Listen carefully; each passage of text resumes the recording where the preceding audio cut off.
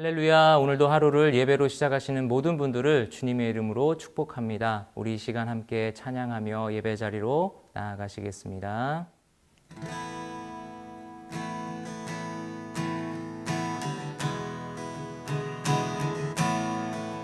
내 기도하는 그 시간 그때가 가장 즐겁다. 이 세상 근심 걱정에 얽매인 나를 부르사 내 진정 소원 주 앞에 낱낱이 바로 아뢰어 큰 불행 당해 슬플 때 나 위로 받게 하시네. 내 기도하는 그 시간 내게는 가장 귀하다. 저 광야 같은 세상을 끝없이 방황하면서 위태한 길로 나갈 때 주께서 나를 이끌어 그 보좌 앞에 나아가 그 은혜 받게 하시네.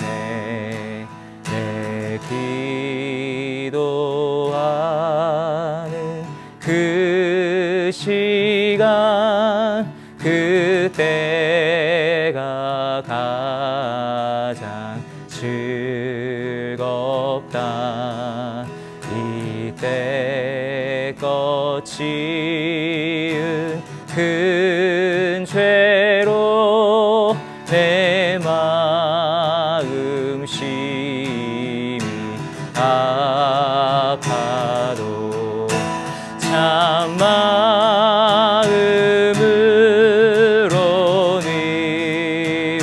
뉘우쳐 다 숨김없이 아뢰면 주 나를 위해 복 주사 새 은혜 부어 주시네. 참마음으로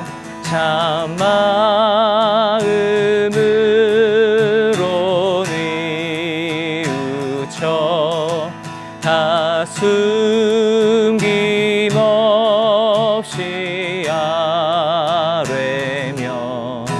주 나를 위해 복 주사 새 은혜 부어 주시네.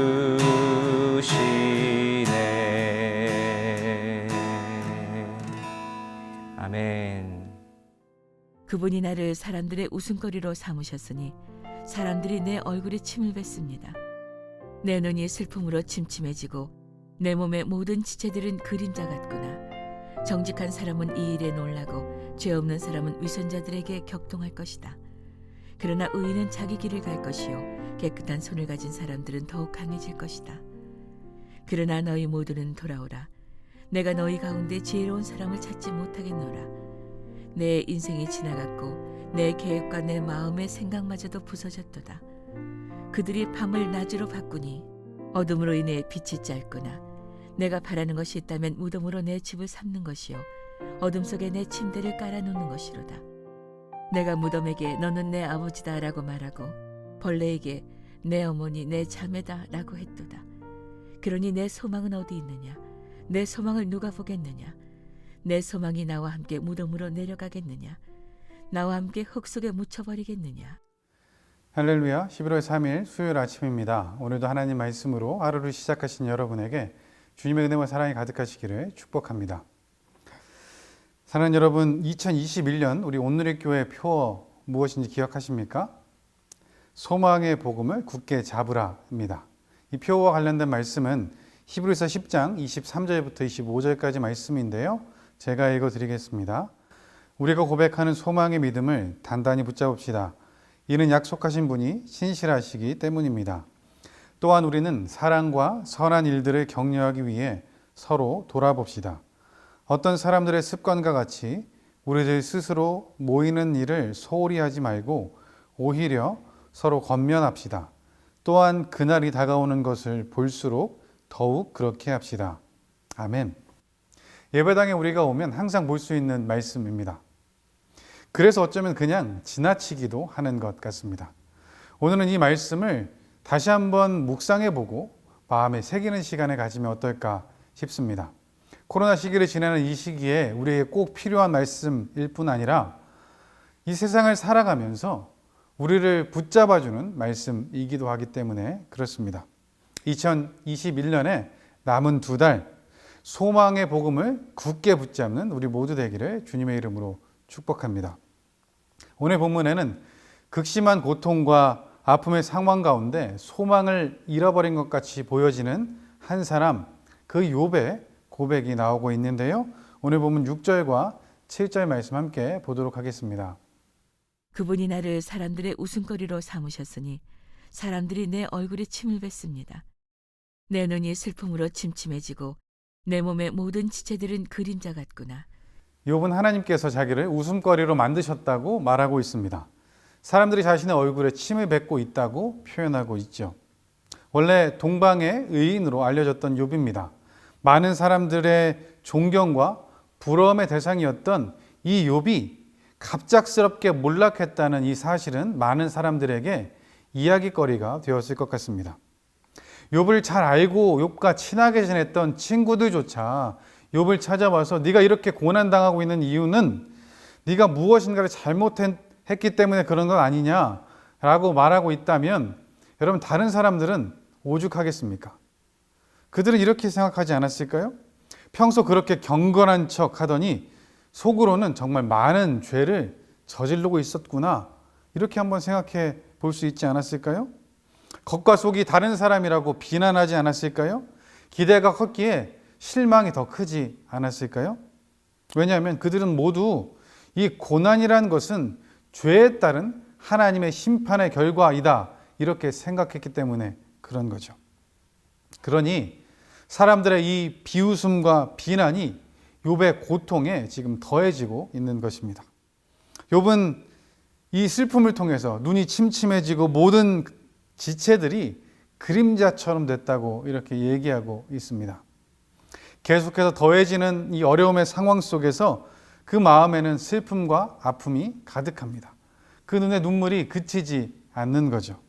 이 시간이 지나가면서 자기가 아무런 가치가 없는 것 같은 그런 그림자처럼 느껴지는 것, 그런 존재가 되어감에 지금 한탄하고 있는 것입니다.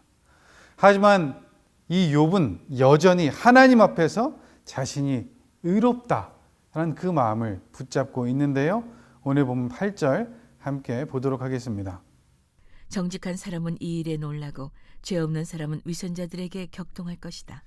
자신이 의로움에도 이렇게 고난을 당하고 사람들에게 수치를 겪고 있는 이 사실을 한탄하고 있습니다. 그러면서 정직한 사람들이 이 욥의 상황을 보게 된다면 그들은 놀라게 될 것이라고 얘기하고, 죄 없는 사람들은 자신의 상황을 보면 분노할 것이라고 말하고 있는 거죠.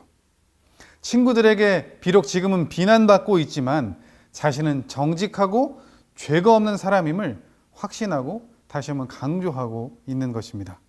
그런데 여러분, 이런 욥의 주장처럼 정직하고 의로운 욥의 모습을 보여주고 그것이 드러나는 구절이 있는데요. 오늘 본문 9절 말씀입니다. 함께 보도록 하겠습니다. 그러나 의인은 자기 길을 갈 것이요 깨끗한 손을 가진 사람들은 더욱 강해질 것이다. 욥은 자신의 의로움을 주장하는 데만 그치진 않습니다. 동시에 욥은 자신의 의로움을 지키겠다고 결단하고 있는 거죠. 자신이 생각하고 있는 그 의의 길을 계속해서 걸어가겠다고 말하고 있고, 깨끗한 손이 가진 사람들, 그들이 더 강건해질 것이라고 그것을 바라면서 지금 고백하고 있는 것입니다. 이 어려움의 상황 속에 욥은 분명히 하나님을 원망하고 있습니다. 그 모습이 있습니다. 하지만 동시에 하나님 안에서 하나님의 뜻대로 살아가기를 원한다는 그런 욥의 모습도 우리는 볼 수 있습니다. 어쩌면 여러분 이것이 실제적인 믿음의 모습인 것 같습니다.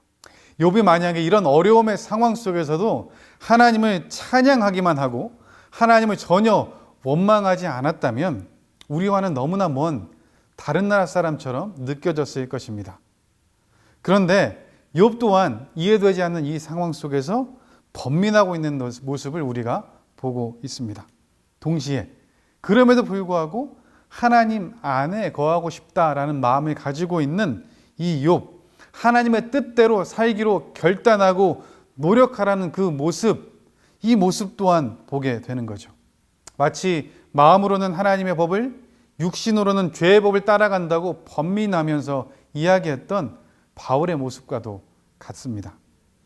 그렇게 이 모습이 우리와 그렇게 다르지 않은 신앙인의 모습으로 보여집니다. 그렇기에 우리 또한 이 욥처럼 다시 한번 하나님 앞에 서게 되는 것 같습니다. 이런 욥, 자기에게 빨리 돌이키라고 말하고 있는 친구들을 향해서 정작 돌이켜야 할 사람들은 너희들이다 라고 얘기하고 있는데요. 오늘 보면 10절 말씀입니다. 함께 보도록 하겠습니다. 그러나 너희 모두는 돌아오라. 내가 너희 가운데 지혜로운 사람을 찾지 못하겠노라. 9절에 나오는 욥의 고백을 통해서 현재 고난당하고 있는 사람은 의롭지 않은 사람이다 라는 이 친구들의 주장이 힘을 잃게 됩니다. 고난을 당하고 있음에도 불구하고 의로운 삶을 살아가려고 하고 있는 이 욥에 대해서 그들의 그 주장은 설명할 수 없기 때문에 그렇습니다. 그리고 욥은 그 친구들에게 너희들도 하나님 앞으로 나아와야 된다라고 말하고 있습니다. 자기에게 죄가 없다고 생각하고 있는 이 욥의 마음, 그럼에도 하나님을 만난 그 증거들이 욥으로 하여금 하나님 편에 서도록 결단하게 하고 있습니다. 결국 하나님께서 욥을 그 자리에 세워 놓으신 것이죠. 이런 욥의 모습을 보면서 예수님의 모습이 생각납니다. 예수님도 그렇게 하셨습니다. 예수님도 우리를 하나님 앞에 세워 놓으셨습니다.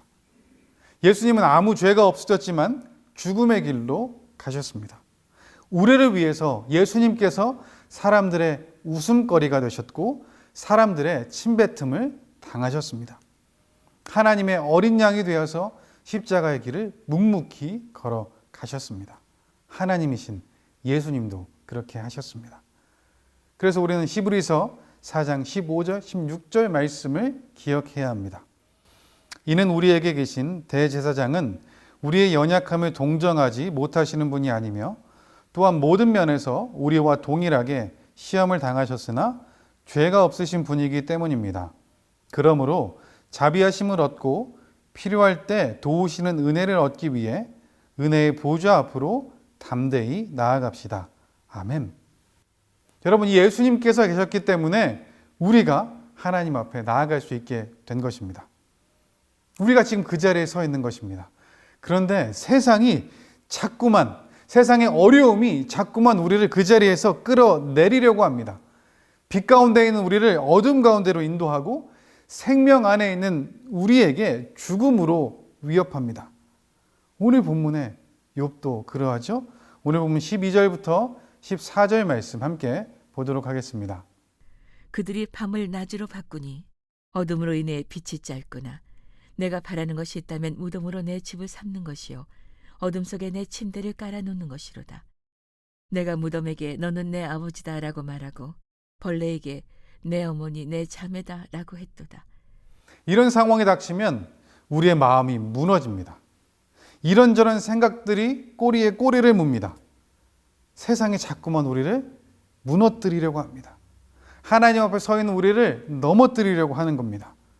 그러면 우리가 이런 마음에 사로잡힐 수 있는데 오늘 본문 11절 말씀입니다. 내 인생이 지나갔고 내 계획과 내 마음의 생각마저도 부서졌도다. 사랑하는 여러분, 우리는 때때로 깨닫습니다. 시간이 흐른 후에 지난 삶을 다 이렇게 되돌아보면 행복했던 순간뿐만 아니라 어려움과 고통이라고 생각했던 그 모든 일들이 하나님의 은혜였음을 깨닫게 되고 고백합니다. 그러면서 모든 것이 합력하여 선을 이루게 하신다는 하나님의 말씀이 조금씩 우리에게 깨달아지는 거죠. 그러면 우리는 어떻게 합니까? 그런 모든 하나님의 은혜에 감사하게 되는 거죠.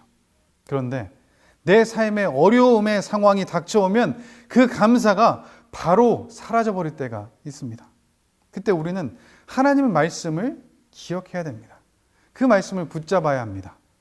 빌립보서 4장 6절, 7절 말씀입니다. 아무것도 염려하지 말고 오직 모든 일에 기도와 간구로 여러분이 구할 것을 하나님께 감사함으로 아뢰십시오. 그리하면 모든 생각을 뛰어넘는 하나님의 평강이 그리스도 예수 안에서 여러분의 마음과 생각을 지켜주실 것입니다. 아멘. 사랑하는 여러분, 이 하나님의 말씀이 우리를 붙잡아 줄 것입니다. 우리의 마음도 우리의 생각까지 하나님이 붙잡고 지켜주실 것입니다. 때로 우리가 살아가면서 소망이 없는 것처럼 느껴질 수도 있습니다. 욥처럼 말입니다.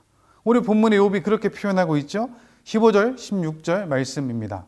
그러니 내 소망은 어디 있느냐? 내 소망을 누가 보겠느냐? 내 소망이 나와 함께 무덤으로 내려가겠느냐? 나와 함께 흙 속에 묻혀버리겠느냐? 이때도 우리는 하나님의 말씀을 의지함으로 소망을 찾을 수 있습니다.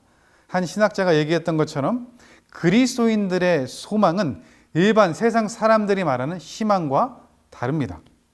희망이 막연한 인간들의 바람이라면 소망은 확실한 약속에 근거한 바람입니다. 희망이 인간이 자신의 의지로 가지는 바람이라면 소망은 하나님으로부터 주어지는 바람입니다. 희망이 하나님의 세계를 보지 못하는 인간 자신이 마음대로 갖는 바람이라면 소망은 믿음의 눈을 가진 자가 신령한 세계를 보고 완성을 향해 가지는 바람이라고 할 수 있습니다. 그래서 여러분, 우리는 오늘 우리의 이 상황 속에서 소망 되시는 그분을 바라봐야 합니다. 힘든 일이 있을 때 아기가, 어린아이가 엄마를 바라보는 것처럼 우리 또한 하나님을 바라봐야 하는 것이죠. 시편 42편 5절 말씀입니다. 내 영혼아, 내가 어찌하여 낙심하며 어찌하여 내 속에서 불안해하는가? 너는 하나님께 소망을 두라. 그가 나타나 도우심으로 말미암아 내가 여전히 찬송하리로다. 아멘. 사랑하는 여러분, 오늘 하루를 살아가면서 하나님께 소망을 두는 우리가 되면 좋겠습니다. 그래서 지금 이 상황 속에서도 우리의 소망 되시는 주님을 바라보고 그렇게 살아가는 우리 모두 되기를 주님의 이름으로 축복합니다. 기도하겠습니다. 사랑의 하나님 아버지, 감사합니다. 하나님, 오늘도 때로 우리가 어려움의 상황 속에 있을 때가 있습니다. 세상이 우리에게서 소망을 빼앗아 가려고 하는 그런 상황 속에 놓여 있을 수도 있습니다. 그때 주님 의지합니다. 하나님 말씀 붙잡습니다. 그리고 하나님께 소망을 두기로 결단합니다. 욥처럼 어려움의 상황 속에서도 의로운 삶을 살겠다고 결단할 수 있는 우리가 되게 하시고 그렇게 살아가는 오늘 하루 되게 하여 주옵소서. 모든 것 주님께 맡겨드리며 예수님의 이름으로 기도합니다. 아멘.